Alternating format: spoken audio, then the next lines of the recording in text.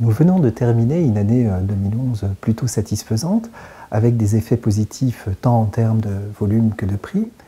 La collecte de lait de vache a progressé de 5% sur l'ensemble de l'année 2011. Elle frôle la barre des 24 milliards de litres, un niveau que l'on n'avait plus atteint depuis 1987.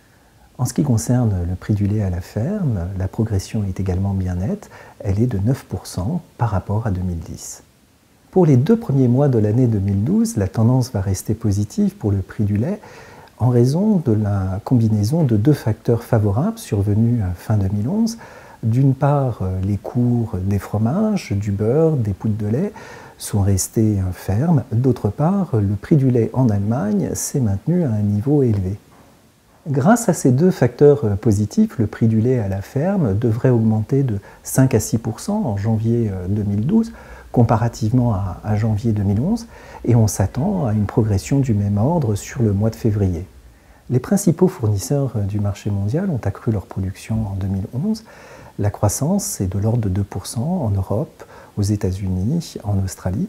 Elle est plus soutenue en Argentine et en Nouvelle-Zélande, avec des progressions de l'ordre de 10%. Ces surcroîts de production n'encombrent pas pour autant le marché mondial, car la demande reste soutenue. La plupart des pays asiatiques ont augmenté leurs importations en 2011 et le Brésil, quant à lui, est redevenu déficitaire en produits laitiers de façon significative.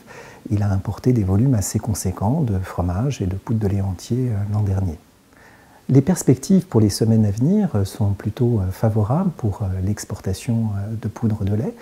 La dépréciation de l'euro vis-à-vis du dollar va en effet donner un coup de pouce à l'offre européenne sur les marchés internationaux.